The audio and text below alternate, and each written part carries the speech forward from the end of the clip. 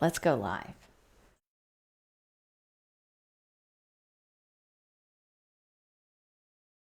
Hello, friends. Hello, hello. I wanted to pop in and, oh my goodness, chat about Birth Photographer of the Year and some of the new rule changes that we have going on and new categories and all of the things that we have coming this year. So if you are hanging out with me right now, if you could just let me know in the comments that you can hear me, then I will jump straight in. I see 2 people are hanging out, which is great. Super exciting. Facebook Live has dramatically changed how they do things. I can hear you. Thanks, Lindsay. Okay. All right. So we're like nearing Birth Photographer of the Year and entries. And hey, Allie.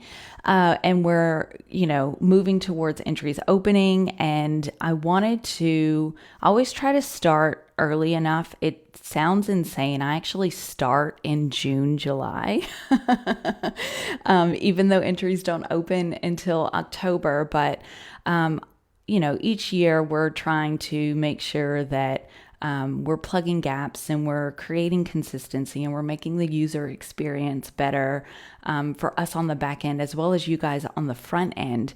And so anytime I ask for feedback or how do you feel about this, I want you to give it to me. Give it to me. Tell me what you don't like. Tell me what you love. Tell me what doesn't feel fair.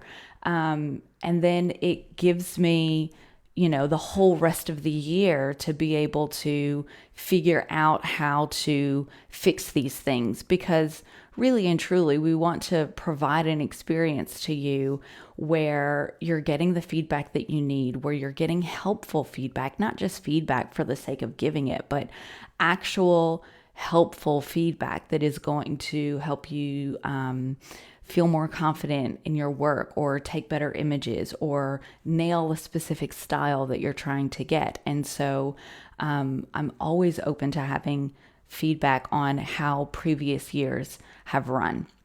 And so with that said, I have heard some of the utterings and direct feedback that I have gotten, and we've implemented some really, really big changes. So first, let's get started with entries. So entries open October 2nd. Entries will open October 2nd. Entries will close the 30th of October. Please bear in mind, this is Australian time. So this is actually the day before for US friends. So the entries for US people will open on the 1st of October and it will close on the 29th of October. Last year we had entries open through Halloween, and Halloween isn't really a thing here in Australia.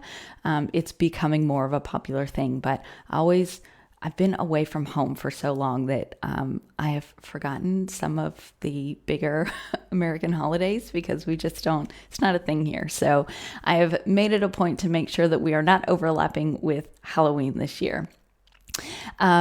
November 4th and 5th is live judging.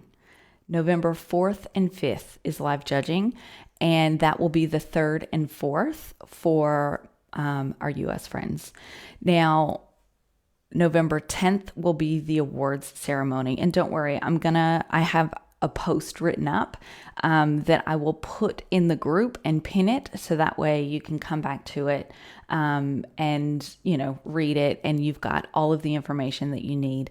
And I'll also chuck it in an email for you and email that out to you. If you're not on our email list, I don't send emails often, but if you're not on our email list, go to exposingbirth.com and find an email box or sign up for a freebie or something, or purchase something, and you'll be automatically added to our list. And then you'll get all of the updates and the emails and the reminders and entries closing soon and all of that. So The first thing that we're going to be implementing is we're going to be moving from a 50-point scale to a 100-point scale. And so what this means is we now have more numbers to work with to give a more even scoring rubric. So in previous years, we've had bronze be 10 points, and then silver and gold was 5 points.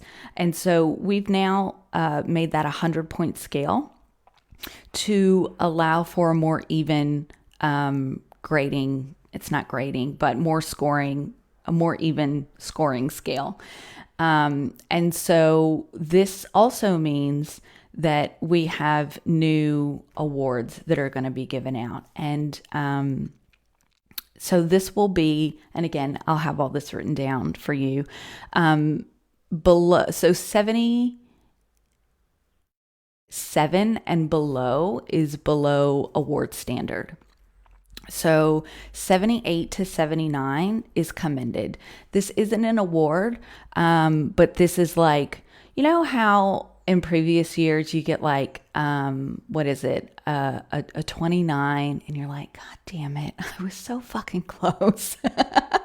And it's the most frustrating thing because you're so close to getting a bronze award, but it's not quite a bronze, but it may as well have been a bronze, right? And that's how I feel about my really, really high professional standard. I'm like, I'm there.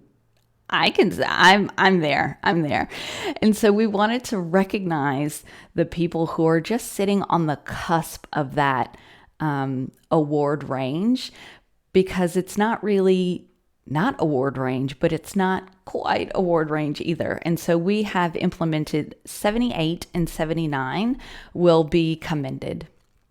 And so this is not an accommodation, a commendation for your work. We want to recognize that this is incredibly high standard, and it's not your typical standard that you would kind of be given to a client. It's that little bit in between. And then our next one, we will not be having a bronze award anymore. So the start of awards will now be silver.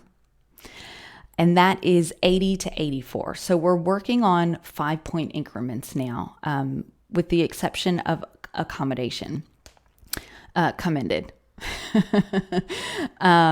So the award range will start at 80, and that is 80 to 84 is silver, and then 85 to 89 is silver with distinction.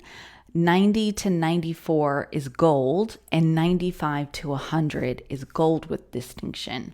And so we're still kind of working, silver is still 10 points, but it's broken down into two different kinds of awards. So you've got like your silver, and then you've got your silver with distinction, your gold, and then your gold with distinction. And so obviously the higher with distinctions are going to be just, they have that little bit, it's still a silver, but it's got that little bit extra oomph. And so that is that's our grading scale. And I'm going to copy and paste this into the comments for you as well. So that way you can visually see it, because I'm very much so a visual kind of gal. If you have any questions, please feel free to pop them in the comments. I can answer those. So the second major change that we have coming this year is we're going to be moving to a majority scoring system. And so what this means is we're still going to have 5 judges. We're still going to have the average taken, but now we're going to implement a majority rule. So we have an odd number of judges, and that's very specific. And so 5 judges, if we have 3 judges that are sitting in the same award range, then it is understood that by majority of the panel that they agree that that image should sit in that scoring range. So an example of this would be, and I'm not a mathematician, so please don't take my numbers after the live, divide them by 5, and then do the majority, because it's probably going to be wrong. This is strictly for example purposes only. But let's say, for example, we have a 75, a 77, a 76, an 84, and an 82. Okay, so we have 3 judges that are sitting in the professional practice, the professional standard range. And then we have 2 judges that are sitting in the silver range. Well, it is agreed that 3 judges agree that this is an award, that this is a professional standard image, which means that even though if you take all 5 of those scores and you add them up and divide them by 5, it might score an 89, a 79 or an 80, right? Which would put you in the commended or in the silver range. However, the majority of the judges say the highest this can be is professional standard. And therefore, it cannot get anything higher than a 77. So instead of actually scoring a silver, this image would actually score a 77, a professional practice. And so I've decided to implement this because we understand that all of our, and this is why we have a challenge system as well, right? And I'll get to that in a second. But I understand that we all view art differently. And this is the whole purpose of having a panel of 5 different judges. And when I compile a panel, I actually curate that panel. So it actually isn't whoever is available comes and jumps on the panel. This is actually something that I spend weeks and sometimes months before live judging goes live, choosing who the panel is going to be and who is on that panel. And so when I'm creating a panel, I want to make sure that we have a technical judge, that we have a creative judge, that we have a judge that is in their fields, that is less likely to care about technical skill, because we need that balance, right? And so we need to have, yes, I know, Lindsay, I'm really excited. So we need to be able to have balance on the panel. So if I stuck 5 of me, who is incredibly technically oriented in images, like don't blow your highlights if I'm on the panel, don't clip your blacks if I'm on the panel, because I'm going to hold you to it. And Fiona is like that, and Kate is like that. And so if I had like 5 of us on the panel, it would feel like we were shredding your images. And we don't want, that's not the purpose of having judging live and feedback live. The purpose is to get a balanced opinion. And so we need to have someone who doesn't give a fuck about technical skill on the panel, who is like, I know that the blacks are clipped, and I know that, mom's fingers are cut off, and I know that, that the baby is like purple, and it's not a realistic color, but look at what this makes me feel. I need for you to hear how I feel, how this makes me feel inside. And then this is where the challenges get so fun, because I might have been blind to the feeling of the image because I was so caught up in or distracted by some of the elements of technical skill, right? And so I might need for somebody who is more in their fields about how images make them feel, who are a little bit possibly more creative than me, to challenge my lower score if they're sitting, 10 points higher than the average, which we'll get to in a second. So we will, we need to have that person on there to be like, Lacey, You're sitting at 74. I'm at 87, and we need to fucking chat about this. And this is where the challenges get to be really fun because, and it becomes, I understand, also controversial for you as the entrant because we do have a diverse panel. And sometimes you might find that someone else is on the panel than the original person was, and an image that was similar might do poorer than another or better than another. And so it's not a perfect system. There's no way that we can obtain 1,000% consistency because we are humans and we have feelings and we all have different experiences of the world. But I think that's what I find so intriguing about the process. And this is where I also heavily encourage you as the entrant to please take the feedback that you need and leave the feedback that doesn't resonate with you. It is okay to take on board what feels good and what makes sense to you in your head and what doesn't align with your artistic direction. And so when our judges are on the panel, it is not gospel. It is not, God speaking. It is not the end all be all. It is purely a suggestion that you can take on board or simply doesn't align with how you view your art. And this is also why we have 30, 40, 50 judges as well. And it's not just the same rotating people. And so huge rabbit hole. I'm beginning to think that I am possibly ADHD. That's a conversation for another day.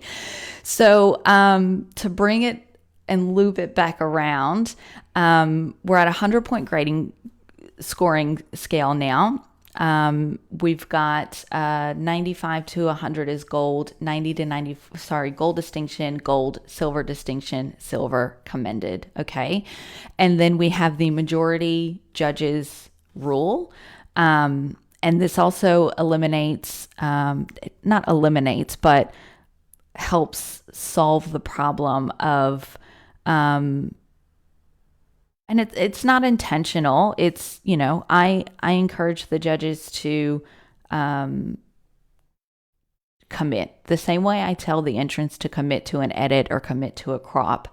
I also tell the judges to commit to a score. So if you look at something and you're like, this is gold with distinction, put it in and stand by it and fight for it. Don't question yourself. If everyone else is sitting, in that professional range and you're in gold, don't feel like you're wrong. And so this is something that we go through in the judges training and that we build up that confidence, right? And so when we are, what was I saying? Confidence, commit, crop, back up, Lacey. The bigger picture, spiking. That's what I was getting to. So this eliminates having one judge score it, a gold, and then the other 4 judges score it a professional standard. And because it was an average and it wasn't a majority average, what was happening is an image was that super high score was kind of spiking that average, right? Because it's evenly divided by 5. And so the majority of the judges might have felt like it was a professional practice, but it was scoring something like a silver, in which no one agreed that the image was a silver award. And so that is something else. And that goes for reverse as well, right? We might see that we have all of the judges in a high silver, and then someone says it's professional practice, and then it brings that average right down. And so, the system isn't perfect, but each year we want to work towards creating a better experience for you guys. And this is one way that we're hoping to do it, is by implementing a majority rule. So that is the next big major change. Hallelujah. Yes, Diana. Okay. And this brings us to the third major change, which is our challenge system. So we've tried different things, and I think because we've tried many different ways to implement a challenge system, it's been incredibly confusing for you guys, and I want to apologize for my inability to commit to a rule. But this is what we're doing, and this is how it's going to work. And I think the reason why I found it difficult to commit to a challenge rule is because I knew that we didn't have a majority scoring system, and I found it really difficult to say from the average because that wasn't an accurate depiction, right? And so now that we have a majority formula to work with, our challenge system will now be, and now that we have a more even scoring system, because like I said before, it was bronze was 10 points, silver and gold was 5 points. This smooths out the whole process and will make so much more sense. So we're now moving up in a 5-point increment into the next scoring bracket, right? Award bracket. So this means that if a judge is 5 points from the final score, which is the majority average, this means that they can optionally challenge the image. And the reason for this is because 5 points, no matter which way you go, up or down, will bring the image into the next award bracket. And so this is the perk of like kind of smoothing out the scoring system and the majority rule and all of that. So it has to be from the final image. I know in the past we've done the lowest scoring judge and a couple of other things, and then 10 points from the final. But then if there was a higher scoring judge and it spiked it, then it wasn't really accurate. And so this is going to solve a lot of quirks and holes. So 5 points from either side. Bear in mind, a judge can challenge an image down. It doesn't have to just be up. It can be down as well. Much less common, but possible.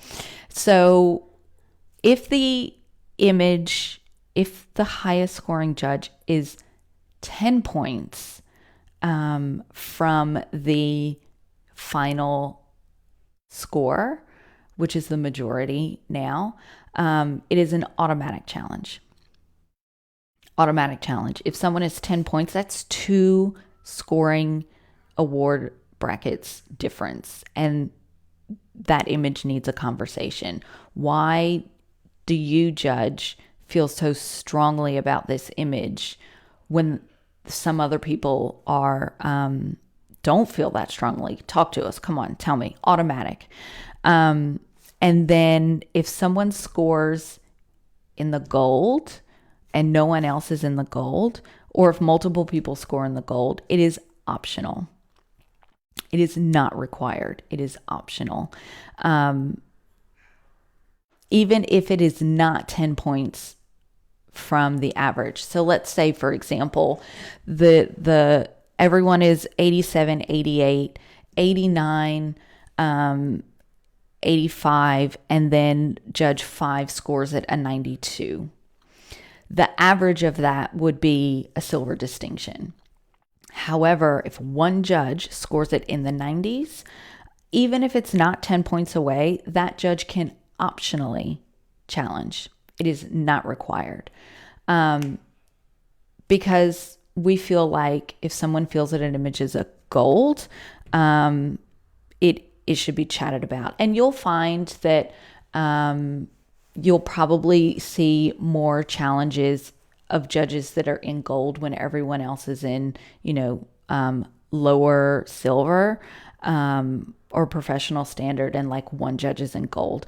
They'll probably either be like, oops, I might have got a little too excited on that, I don't want to challenge.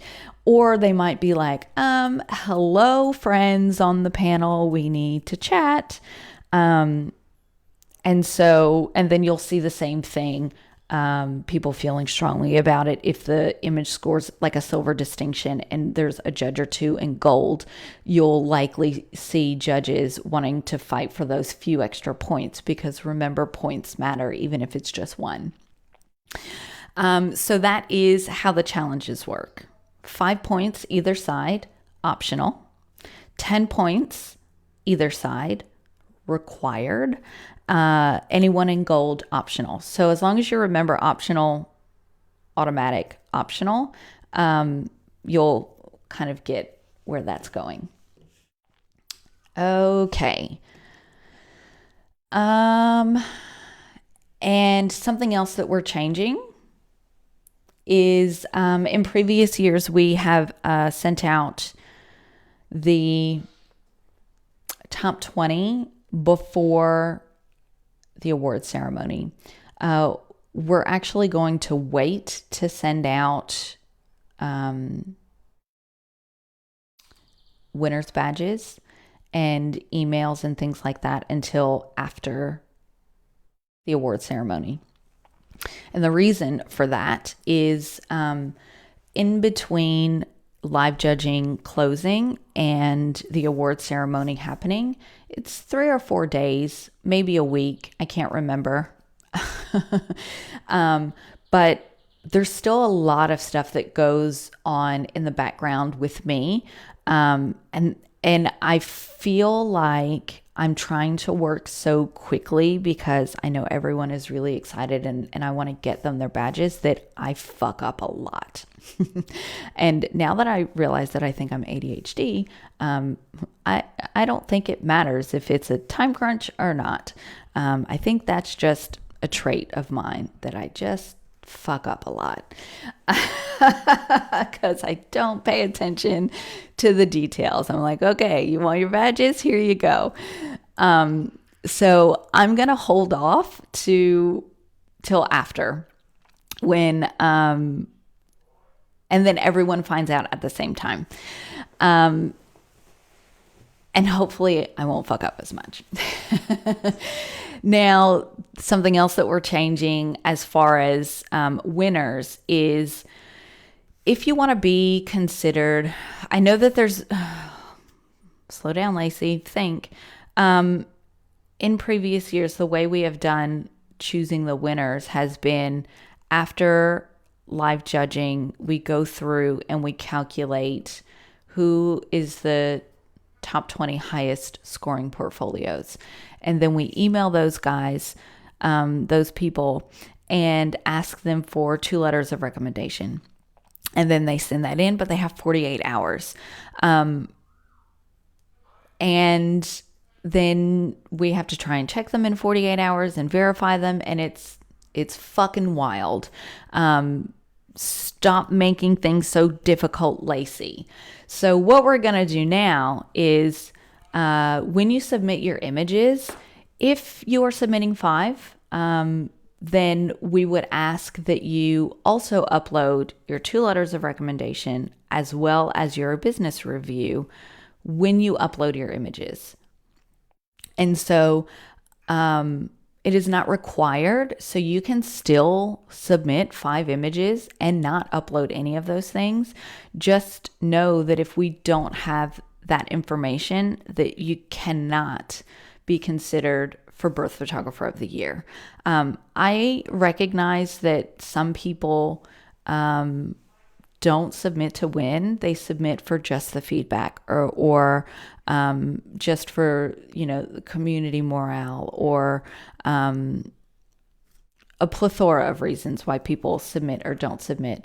And so I don't want people to feel like they can't submit because they don't have 2 letters of recommendation. That's not true. You can still submit 5 images and you just tell it skip, not interested.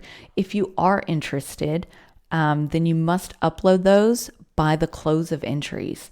So if you want to be considered for Birth Photographer of the Year, then you need to start gathering your references now, and then that will give us an opportunity to go through and check all of that stuff beforehand. So that's the next change. We have lots of changes. Another really exciting change is we have a new category. I'm excited about this. I'm really excited about this. We have a creative category. So the creative category is essentially the complete opposite to the documentary, which is kind of like the mother category. Diana, what should the letter say? Do you have a template? Yeah. So I'm going to put all of that information onto the website, and you'll be able to get those questions and the letters of recommendation. I'll do that in the next couple of days. But yeah, I have all the copy and stuff sitting on my computer ready to go. I just need to upload it onto the website. And I'll send it out in the emails and things like that. So the letters of recommendation is one letter of recommendation from a colleague, midwife, birth worker, birth photographer, backup, doula, OB, anesthetist. It doesn't really matter, but it has to be someone that you have worked with in some capacity. And then the other letter of recommendation is from a client whom you have worked with. And then the business review is a series of, I can't remember, I change the questions every year. So it is anywhere between 8 and 12 questions. And so I'm happy to put that up. In previous years, it's been like super hush hush, like, ooh, what are they asking? However, I'll put that up on the website. I mean, it's not like a secret. That's just, I think, because that portion of judging is closed. So you can't live watch the panel picking the winners. However, what they submit, the reviews will not be public, obviously. We're not going to put up everyone's reviews. But the questions for the business review can absolutely be general knowledge. That's fine. I can put that up on the website too. And then you can kind of have a little while to think about it and plan it out and write it. I love the business review because I think we can be so hard on ourselves about how shit we feel sometimes as parents and humans and partners and, the general, the general self-talk. That I love doing the business review because it forces you to think about the positive things that you've done. And it feels counterintuitive, I think, specifically to women and those who identify as women, that, hey, maybe I'm not so shit. And I'm excited about being able for everyone, even if you're not in the top 20, in the top 5, to be able to experience that feeling of, I've accomplished a lot. This is fucking cool. So that's the goal of that process. And also for our judges to make sure that, the winner isn't just great technically, but also business savvy and is good with clients and is well regarded in their community. So, okay.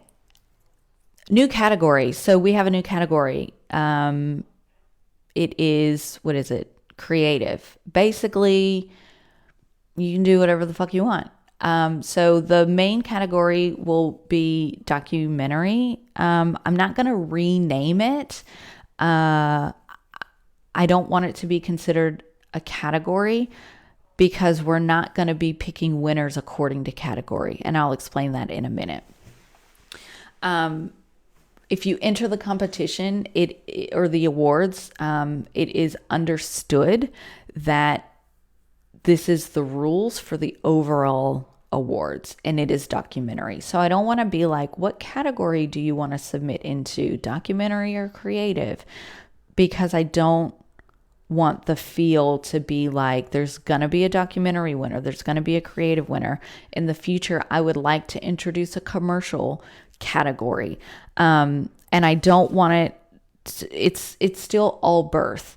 Maybe in the future that is something that we can look at, having individual category winners, but this is a tester year to see what the overall feedback is. Because depending on how that is structured will also depend, it will change the outcome of how the winners are chosen. And so I feel like I'm kind of playing with a little bit of fire here, because some people are going to love it, some people are going to hate it. But like I said, I'm open to feedback. And so just because we do something one year doesn't mean that it has to stay that way forever and ever. Amen, right? Like, we can change it. So if one year you're like, that was shit, Lacey, let a girl know and we'll work it out. But for this year, I think the best way moving forward, for simplicity's sake, is it's Birth Photographer of the Year. And to enter Birth Photographer of the Year, the rules are no cloning, no composites, no head swaps. That is Birth Photographer of the Year. But if you want to get creative, then you can opt to, I guess we could call it, tag your image as a creative image. And so then what that will do is that will pull that image out of the overall Birth Photographer of the Year images. So it's judged separately. It doesn't have anything to do with how the winner will be chose. It has to do with how the image is judged. And so we'll have a different panel come in and judge those creative images separately, because you can't really have the same panel of documentary judges on a creative panel. That might be a belief. That might not be true. In previous years, I've been put on a creative category, and because I'm now suspecting that I am on the spectrum, I have realized that, funny story, I have a friend who does these incredible composites of animals and flying and, little rats and elephants. And it is, there is a photograph that went to awards one year, and she put an elephant in a plane. And I swear to God, I looked at my friend and I went, Katie, how did she get that elephant in the plane and photograph it? And she was like, it's a fucking composite, you dipshit. And I was like, oh, of course. So it might just be me. It might not be everyone. I have to run, but I'm so excited about all these changes. Yay. I'm excited too, Lindsay. And this will be up for you to come back in and have watch a little bit later as well. Thanks for tuning in.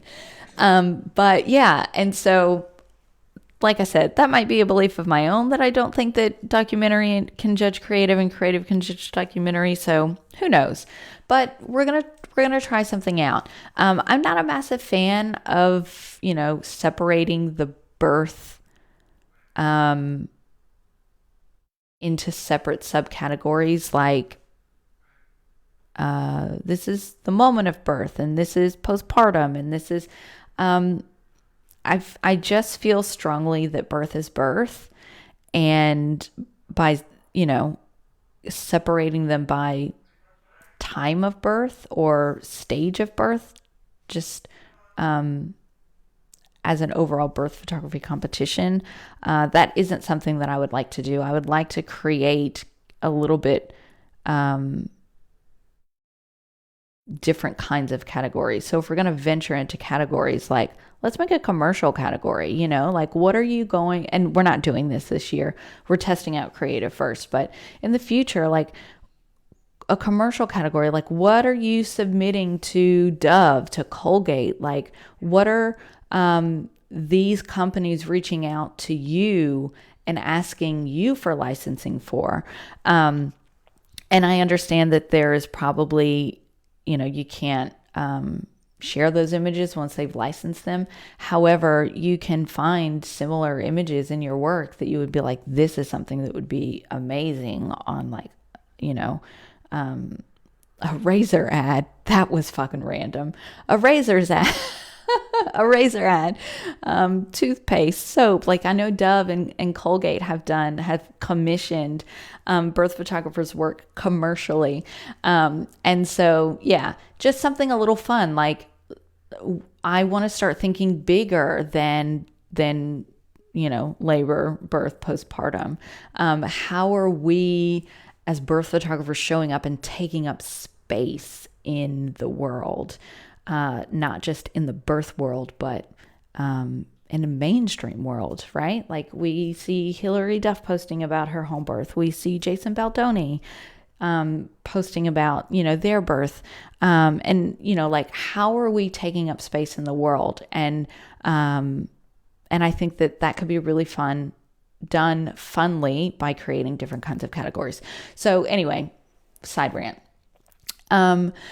The creative category is category tag. I'm not sure how the verbiage of that will work just yet, but essentially cloning allowed, pixel manipulation allowed, double exposures allowed, flip it and reverse it and twerk it allowed, head swapping fine. If you want to take 20 images and like cut pieces of one out and like composite a birth scene that wasn't ever photographed, that's fine. Go fucking ape shit. Or if you want to do more of a fine art edit, absolutely fine. But this will probably be a strategic move on you as the entrant moving forward. Like if you just want to clone out a light switch, that would require then that you put that in the creative category, because you are not allowed to put that into the main category, right? The documentary category. And so then it might be worthwhile. Like if you have people that are creating an entire new birth scene from 20 different images that they've cut and pasted in together with Photoshop, then you as the entrant have to weigh up, is my Photoshop light switch out going to do well in that category, or is it worth just burning or cropping or doing something a little bit different and putting it in documentary and foregoing that one clone? And all of that is strategy and how you want to kind of put together your portfolio. So that brings me to the next thing, is how we are selecting winners and portfolios, right? So because we now have two categories, the main mother category and creative, this means that you can put up to 10 images in. So you can put 5 images in documentary, you can put 5 images in creative, you can put 2 images in documentary, you can put 5 images in creative, you can put 2 and 2, you can 1 and 1. 1 and none. It doesn't really matter. But just know that in order to be considered for the winner, you have to have a total of 5 images. I just had a thought, and I might have to consult with the committee if are we completing, let's hear your feedback. Are we completing a portfolio because then it would technically warrant a category winner in each. So if you can submit up to 10 images, or do we do 5 images and it's split across the 2 categories? So you could put 5 images in documentary, 5 images,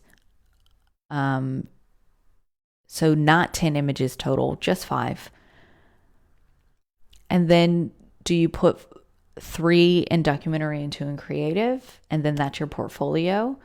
Because I think that would change how we choose winners. Because if we do 5 in documentary, 5 in creative, and you have a total of 10, then you really would need a winner in creative and a winner in documentary. And therefore, the overall winner would either be a winner with a creative portfolio or a documentary portfolio. It doesn't really matter to me, but just a thought, because if you submit, because you wouldn't be able to put 7 in one category, it would have to be 5, because a portfolio is 5, and we're only pulling 5 images, and that's what's being looked at by our finalist panel of judges. Anyway, let me know what you think about that, and how you feel about that. I'll take it back to the committee. My original thought was 5. It has to be a portfolio of 5. But so last minute, I'm open to rethinking, but I'll explain what my original thought was. You can put 5 images in documentary. You can put 5 images in creative. The max that you can put in a single category is 5 images, with a total of up to 10. And so what we will do is calculate the top 20 highest scoring portfolios, and then the top 5 of the top 20 will go to the final judging. We were having 3 different panels of judges. It was short notice. It was stressful for everyone involved, including the entrants, the judges, trying to make themselves available. And so we're just going to have one final round of judging now. So there is no judging of the top 20. It is an accolade that you will receive that you are in the top 20. However, the top 5 highest scoring portfolios will then go on to the final judging. And I think that will simplify things. And then anyone, even if you were the 5th, the lowest, highest scoring portfolio, means that you could win, right? They go and they sit before a fresh panel of 5 judges, and they review all of the information that you have provided. So your portfolio of 5 images, your 2 letters of recommendations, as well as your business review. They read all of it. They look at it, at your images as one item. It's all anonymous. They don't know who you are. They don't know any of that. And so their job is to pick Birth Photographer of the Year, and that will be out of the top 5. And so that is something new that we're going to be doing as well, and which is one of the reasons why we're also asking you to submit that information when you submit your images with entries. So yeah. No top 20 judging. We chatted about that. We will still have only one overall winner. So we're not going to have first, second, and third. We're going to have one overall winner, and then everyone else is finalists. Winners, badges, and certificates will be mailed out after. Yeah. And so this means that that there's more money to be given out as well, right? So like if we have 5 finalists, the winner will get the larger amount, and then the 4 others will get their prize money as well, whereas previously it was just 3. So more prizes to be won, more money to be given, which is fantastic. That's all of our changes. That's everything. I'm really excited about this year. We're going to be doing a judges training in the next week. So if you are watching and hanging out with us and you want to become a judge, come and hang out with us. I'm going to post a link for you to sign up to come to the judges training. Judges training is incredibly insightful, and you do not have to judge in order to come to the judges training. Like literally, if you want to come just to come to see what it's about, to better understand, you are more than welcome to do that. It's one of the goals of this awards process is to keep everything as transparent as possible. So it's not like what the judges learn is super secret, and that's why, you know, judges do better when they submit or whatever. It's not like that at all. And I actually then take what I taught the judges and come and do a live stream for you guys in the days afterwards. So it all gets fed back to you either way, if you come to a judges training or if I'm doing a live stream like this. So, but yes, we would love to have you as a judge. Come to our judges training. And we're going to be chatting about all of the different changes and teaching how judges to formulate feedback live, and what to look for and how to give feedback. So it's one thing to talk about or giving constructive criticism in a way that makes you feel like, oh, I didn't even see that. That was amazing. And then feeling like, I feel like shit. So, this is something that we teach judges. And so, yeah, lots of really, really amazing things that are coming. And I'm super excited. So, that's me finished. So let me know if you have any questions, pop them down below, and I will see you guys next time.